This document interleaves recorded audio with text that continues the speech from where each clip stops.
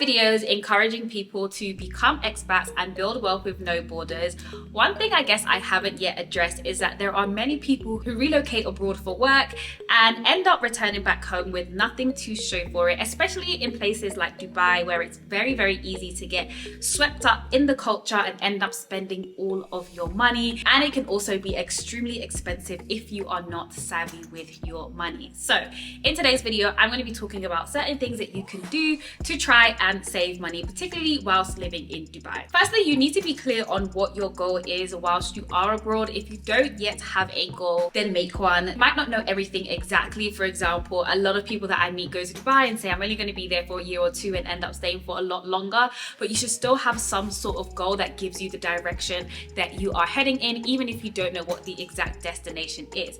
If one of your goals is to just have fun and enjoy, and you're not really concerned about saving money or like having any savings, making investments, or whilst you are living away, or even just in general in life, then obviously this is not going to be the video for you. Even outside of money, you need to be clear on what your goals are, because it is very easy to get swept up into all sorts of lifestyles in Dubai and live above your means, whether it's being influenced into buying super luxury cars, super luxury items, or getting fillers, Botox, surgery, all of these things. They're quite prevalent in Dubai, and so if you don't know what you are actually there for, you don't have a goal, it's very easy to get swept up. So the first tip I'm going to say is, if you are someone who is planning to move to Dubai, or you have recently moved, one of the first things that you need to do is make that transition from a tourist to a resident as soon as possible, because life in Dubai is relatively expensive, but life as a tourist in Dubai is even more expensive, and I feel like it is done that way intentionally. There are so many things that you cannot do if you are not a resident, and that just makes a lot of things a lot more expensive. The mark of someone who has transitioned from a tourist to a resident is obviously getting your residence ID, which most people in Dubai would know as an Emirates ID. I would highly advise getting that as soon as possible. Even if you are on a sponsored visa by a company, there are still so many things that you have to do in terms of like your medical exam. I think you also had to take your fingerprints and stuff. Try and do that stuff as quickly as possible, and other times you can actually ask the people who are doing these things to like expedite the process, because if you are paying even just little things like renting an Airbnb in Dubai is so much more expensive than having a long-term tenancy contract. My company provided accommodation for me for about a month, my first month in Dubai, and then ideally you would have found your accommodation by then, and then you would move into that. But my process got kind of delayed, and I was actually taking a lot of time to figure out where I wanted to stay. Some of you guys would have seen those vlogs, and so I had to spend like, I think, an extra week outside of the company provided accommodation, and that Airbnb for 1 week was £1,000. So obviously I wanted to be close to work, so that area was a little bit more expensive, but if I had to do that for an additional 2 weeks, 3 weeks, 4 weeks, that would have been £4,000 just on accommodation. So try to make that transition as quickly as possible. Second thing is on housing. Housing is probably going to be one of your biggest expenses whilst living in Dubai, whilst living in most places. So if you're living in Dubai, know that you can negotiate down your contract usually by the amount of checks that you have to pay. So in Dubai, you usually pay your accommodation somewhat upfront. So you either do, you can find monthly options. There are some companies that do monthly options, but they do tend to be more expensive. Usually you have 4 checks, so you pay every 3 months, 2 checks every 6 months, or 1 check and you pay the whole year upfront. And usually the less checks that you pay your rent in, the more you can negotiate your rent down by. So take advantage of that, but do bear in mind that if you do pay your rent up front, then there's no going back. Location will definitely play the biggest role in how much you actually end up spending, because Dubai can be very expensive or very affordable depending on where you are staying. If you are working, for example, then you probably want to be around your work hub, and I would say that it's not always, I mean, for me personally, I wouldn't want to be like a 30-minute ride away from work, because the traffic in Dubai is extremely bad, and so going cheaper is not always the best thing, because you might end up spending a lot more of your time, right? But then also maybe a lot more money in terms of on petrol if you have your own car, or on taxis. But if you don't have to go into work, or if you don't have to commute that frequently, know that your rent can be cheaper, like extremely, like you can cut the price of your rent by like 40-50% by like moving like 30 minutes out. I do have like maybe 2 or 3 videos, maybe even 4 videos on finding apartments in Dubai in different locations, so definitely go and check that out. Speaking of transport, transport tends to also be one of the biggest expenses, and for me it was particularly a much bigger expense than I was used to when living in London, because I was heavily reliant on taxis. I don't like driving at all, so I spent quite a bit on taxis, but there is public transport, nothing compared to what London's public transport is like. And I initially, if you guys watch my apartment hunting series, I was initially looking for somewhere that was close to the metro because I thought I would be taking the metro, but that in itself was hard. And then also when I did take the metro, it's often very crowded, but it is an option. And one thing that you can do is, I think you can get like a gold pass, which gives you access to an area of the train that, well, you pay extra for it, so there's less people there. Still does get crowded from what I've been told during like the rush hour times, but it is a much more affordable option. And I've also heard that renting cars in Dubai, or even buying cars, apparently is a lot more cheaper than it is in most other countries, so that's something to look into. If you don't need a car that often, you might not want to rent a car, but you can do these things like, I don't know what the actual term for it, but it's like car hires, where let's say you needed a car like for a week or for like a couple days, and then maybe you won't need the car again for another month. You can just like go on an app and then like find a car that's nearest parked, that's parked close to you, and then you could just get in that car and rent it for the day for a couple hours. I would say that having a budget, especially when living somewhere like Dubai, is probably going to be one of the best things that you can do for yourself, especially if you're trying to make some savings, make some investments, because again, spending can really get out of hand. I personally like 2 ways of budgeting. So one is the 50-30-20 rule, and then the other one is the anti-budget. I go into this in a lot more depth in my Own Your Money webinar. It's like 2 hours of very detailed content on how to manage your money, etc. I'll leave that link in the description box. And the reason why you really want to make sure that you have this portion of your money that you are saving and investing is because you're not going to be able to contribute to a pension and then also get those government contributions and company contributions on top of that. So therefore you need to take that into your own hands, and you can do it in very simple ways. Just open an investment account. At the end of the day, your pensions are invested in the stock market, so all you have to do is do the same actions that your company would do for you and take a portion of your money and make sure that you are investing it into the stock market for the sake of your future financial self. One company I would recommend doing this with is Trading 212, and I'll leave a link to Trading 212 in the description below. The reason I like them is they have really good, even in terms of like savings, they have really good return on your money, and you can open the account from Dubai, etc. So to help with your budgeting and everything, I would suggest having 2 bank accounts. I always suggest this in general, 2 bank accounts minimum.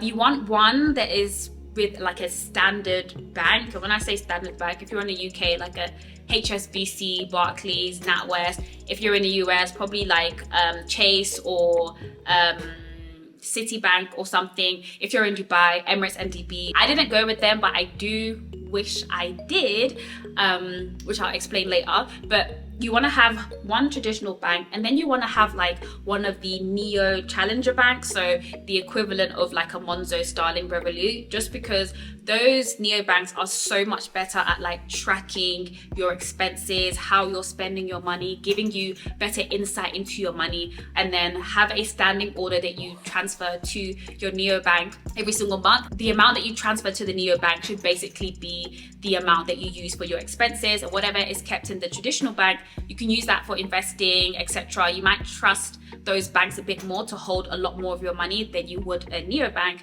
But yeah, have those 2 things. In Dubai, they have Live Bank. I used Live Bank. Again, the banking system in Dubai or in the UAE is definitely nowhere near as developed as it is in the UK, and the banks that are there, it's very much giving it's a startup. And it has like, for example, to open a Live Bank account, I believe there is even sometimes like a salary minimum, and there's a minimum amount that you have to have in the account, which is stuff that you wouldn't see with like Monzo, Starling. There are a lot of costs sometimes as well. They have that, and they also have Wayo, I think, and I feel like there might be one more. But the reason why I like Live Bank in particular is because it is one of the places where you can like save your utility account and make the payments a lot quicker. So one thing that is very difficult in Dubai is doing direct debits. I don't know why, but like one of the only banks to offer it, I think, is Emirates NDB, which is why I was saying that if I was to go again, I would choose that bank. I think they do leave a lot of privileges to things that are, I guess, registered, and like banks that are registered and started within the country. So Emirates NDB has that, but for example, I was with Citibank for my bank account and I could not do any direct debits, which was just very frustrating. So you have to be very manual about taking care of your money. But with Live Bank, couldn't do direct debits, but I at least had the utilities account saved. So when I was paying the bills, it's a lot more straightforward. Speaking of paying bills though, you should try to use as many discounts that you have at your dispense. So for example, if you are a DIFC employee, when you go and set up your mobile data or your mobile broadband, there are DIFC specials for people who work within the DIFC, and you get like better deals, cheaper deals. So yeah, definitely take advantage of those things if you do have them. So the next thing is food. Food is, again, one of the biggest expenses that most people have, and especially in Dubai, groceries can be very expensive. If you watched one of my first vlogs when I first moved to Dubai, I was shocked at the price of certain things, and I had no clue at the time what I was picking up because I didn't know the conversion. So I was just picking things up, and then I was like, oh my god, this was a lot of money. So in terms of saving money when it comes to your groceries, one, try not to shop at like any mini marts or stuff like that. I go for Carrefour. That's a really good big supermarket, maybe equivalent to like your Asda, Tesco, for example, and they tend to do really good deals. There's another one online, there's loads to be honest, but there's another one that I used to use called Lulu's, but I just felt like the quality wasn't there. Like I will pay extra for quality, whereas I think Carrefour gives you good prices, but the quality is still maintained. Some people also would recommend to me like going to certain areas that are less fancy, I guess, and doing shopping there. But I don't have time for that. Like I want to order my stuff online and it comes to me. I don't want to have to be going. And some people would say, oh, just go once a month and do bulk shopping. One of the first mistakes I made in my first grocery shop is I was looking for brands that I was familiar with, but that makes things very expensive because those products are imported, and so you pay for the importation. Whereas if you can switch to local brands as much as you can, then I would highly recommend that, because local brands are so much more cheaper than the imported stuff. The other thing that I would recommend is to meal prep at least one of your meals. I feel like one of the things that maybe everyone does this, but especially like my colleagues in Dubai, they would eat out, like all 3 meals would be bought a day, and I think that is just so expensive, and it's so easy to do. I don't even think people realize how much they do it, because like you might think, oh, I don't get breakfast, but then you go and get a coffee and maybe you get like a croissant with it, and then for lunch you go with your colleagues, you eat lunch out, and lunches are not cheap, especially the DIFC. I don't know about anywhere else, but you don't have that many good, relatively affordable options. It's like, guys know, if you know Farmer J's, then in the UK, you know, it's like Farmer J's minimum price every time like I would eat out or eat out for lunch, and then people would go home and then be too tired to make dinner, and then would also order food as well. And ordering food in Dubai is not cheap, so I would highly recommend meal prepping. Even if you don't meal prep all of your meals, if you just meal prep one meal, let's say your dinner, so you don't have to faff of like bringing food to work, that will still save you a lot of money because your cost per meal will be a lot lower. And then probably also like bringing to work with you the snacks that you want to eat for the day, because snacks can also be really expensive. I found, so I would bring like everything. I would bring my breakfast, I would bring snacks, I would bring my lunch. That's because I just, every time I wanted, even when I would go for lunch, I just never liked anything anyway, so I was like, there's actually no point. So remittances, I feel like this is something that we probably don't speak about as much. If you're an expat somewhere, there's a high likelihood that you might be wanting to send money back to your UK accounts or your US accounts, etc., or wherever you come from. And so the cost of doing that can be extremely expensive, especially if you try to do it with these traditional banks whose main business activity is not doing remittances, you can end up spending a lot of money. Trust me, if you've watched some of my vlogs that I've released lately, I've made some mistakes with that. So what I would recommend is setting up an account or choosing a provider to deal with your remittances. One of the providers I like using the most is Wise, and I'll leave a link in the description box for you to get a £500 fee-free transaction with Wise. I'll leave that in the description box. They are the ones that I use the most. The only thing is with Dubai, they don't do AED to GBP, but they do GBP to AED. So that's one thing that is a little bit annoying. I don't know if anyone else has any recommendations. I don't know if every company does this, but let's say you had a HSBC bank account in the UK, and then you also set up a HSBC account in Dubai. If you make transitions between your GBP account and your AED account, there's no transfer fees on those transactions. So that's something that I definitely wish I had done to make it a lot easier for me to transfer money between AED and GBP. And lastly, holidays.